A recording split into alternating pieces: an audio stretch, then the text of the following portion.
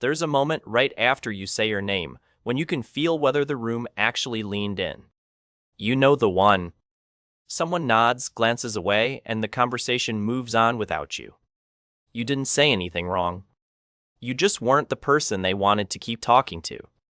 And the strangest part is, you can't quite explain why. Because the people they do keep talking to aren't louder, or smarter, or better looking than you. They just have something.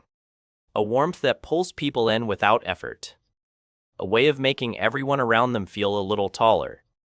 That something has a name, and it's not a gift you're born with. It's a set of small, repeatable habits, and by the end of this video, you'll know exactly what they are. Here's the first one you can use tonight. When someone says their name, say it back once, gently, before you say anything else. That tiny beat tells their brain, this person actually saw me. And the last habit on this list is the one almost no one uses, even though it changes how people feel around you the fastest. So, let's get into it. Charisma is not a personality type, it's a pattern of behavior, and patterns can be learned. That's the whole promise of what we're about to do together. Habit 1 is presence, and it's the foundation everything else sits on.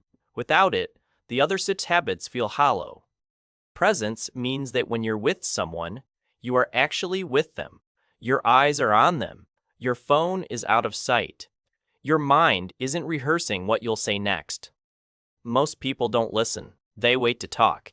And you can feel the difference in your body when someone is really tuned in versus just tolerating you.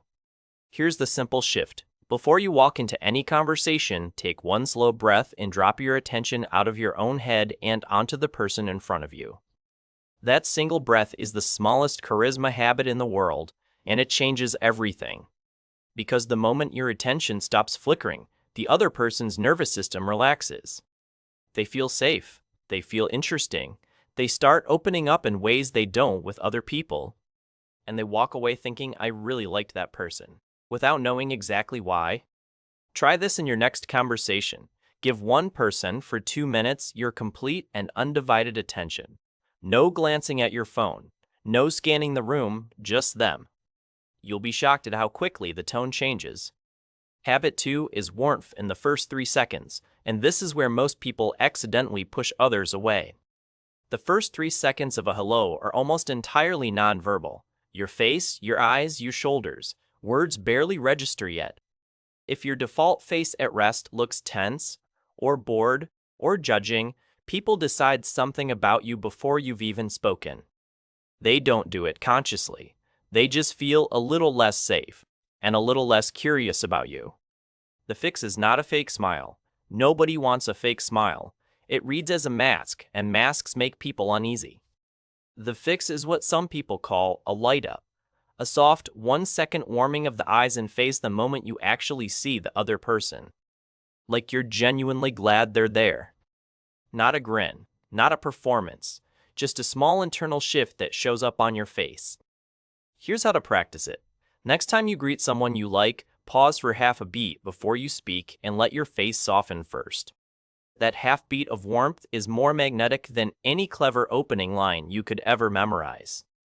Habit 3 is using their name, but almost never the way people teach it. You've probably heard the advice, use someone's name often, it makes them feel important. And then you've been on the receiving end of that, and it feels weird, almost salesy. The truth is more subtle. You don't need to sprinkle their name everywhere. You need to use it at emotional moments.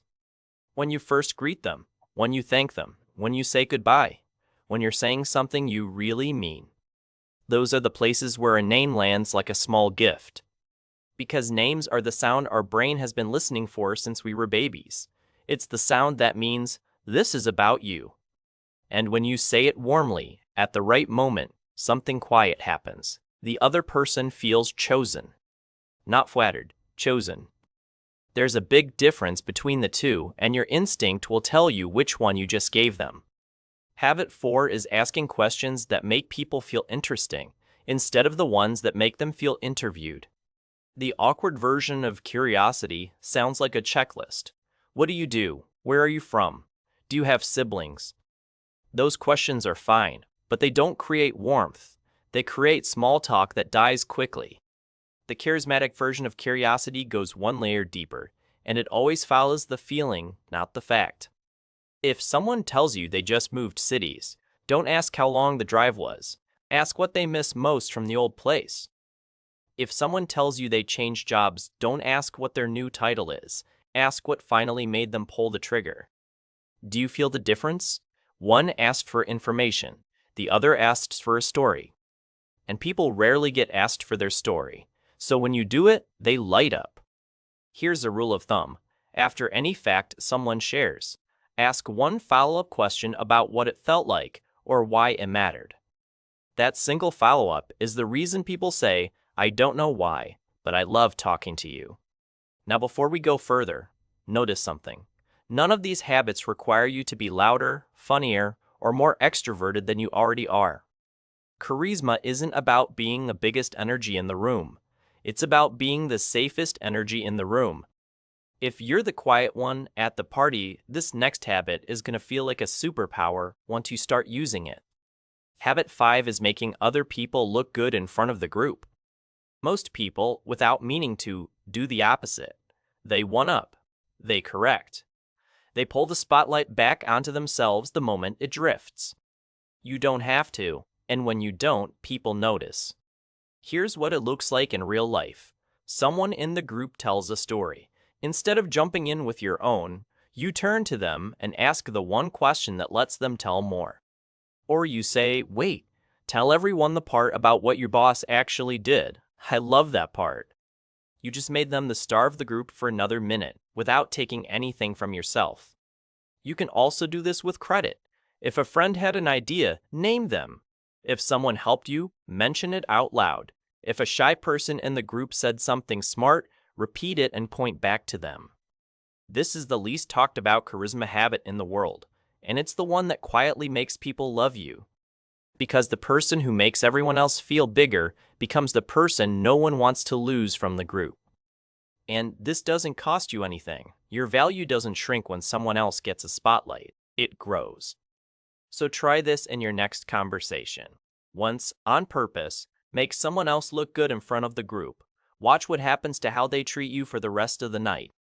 Habit 6 is calm, and this one is quiet but powerful. Watch any person you find magnetic and you'll notice something. They don't rush. They don't rush to fill silence. They don't rush to answer. They don't rush to prove themselves. Their pace tells the room, "I am not in a hurry to be liked," and paradoxically, that's exactly what makes them liked. Nervous energy is contagious, so is calm. When you speak a little slower, pause a little longer, and let a question breathe before you answer, the whole conversation settles. People feel like they can be themselves around you because you're not performing at them.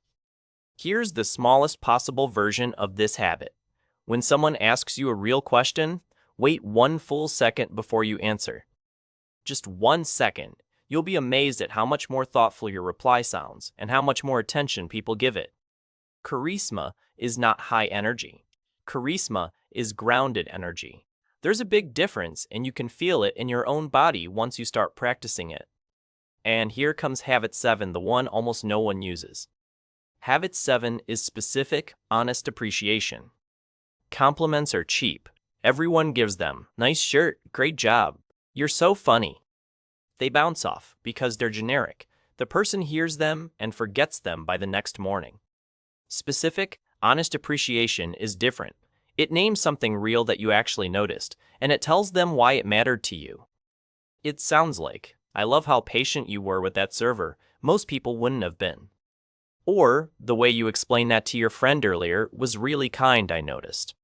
Or, "You have a way of making people feel included in a group. I've been watching you do it all night." That kind of sentence is rare. Most people go entire weeks without hearing anything like it. So when you say it and mean it, it lands somewhere deep. They will remember you said that months from now. The rule is simple. Notice something real. Say it out loud. Don't wait. Not to flatter, not to charm, because you actually saw something, and telling them is the kindest thing you can do in that moment. This is the habit that turns pleasant conversations into ones people never forget.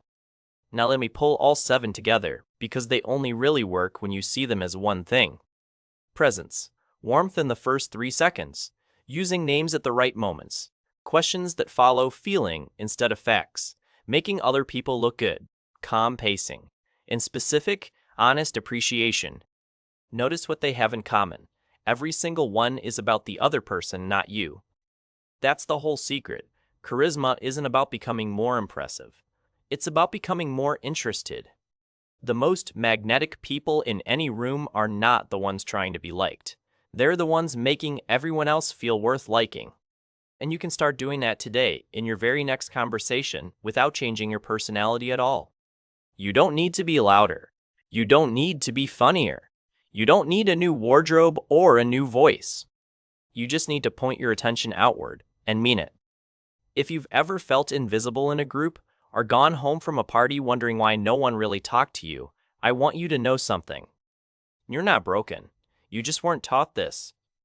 Nobody sits us down as kids and teaches us how to make other people feel seen. We had to figure it out on our own, and most of us are still figuring it out. So if any of this landed for you, tell me your story in the comments. Which habit felt most like the missing piece for you? I read them, and you'd be surprised how many people feel exactly the same way. Here's what I want you to try this week. Pick just one habit from this list. Not all 7. 1. Use it on purpose in real conversations for the next 7 days. The one I'd start with, if I were you, is the light up. That half second of warmth on your face before you speak. It's the fastest one to change how people respond to you. Then next week, add another. Then another. That's how charisma actually builds, not in a weekend seminar, in small, repeatable habits stacked over time. And you'll start to notice something strange and beautiful. People will start remembering your name, reaching out first, inviting you to things, lingering a little longer when you talk. Not because you became someone else, because you finally let the real you show up for other people. That's what charisma really is, not a mask you put on, a gift you give.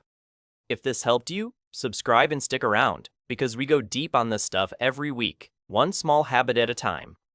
Hit like if habit 5 or habit 7 hit you in the chest a little. I always love knowing which ones actually land. And I'll see you in the next one. Take care of yourself, and take care of the people in front of you. They'll never forget how you made them feel.